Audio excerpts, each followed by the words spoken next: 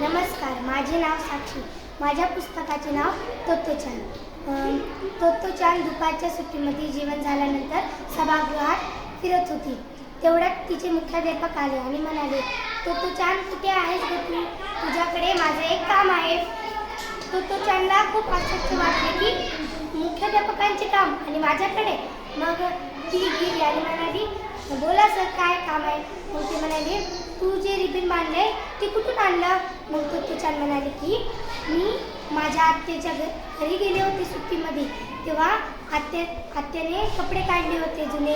त्या कपड्याला एक रिबीन बांधून होती. मग माझं सहज लक्ष गेलं तरी मला ती खूपच आवडली.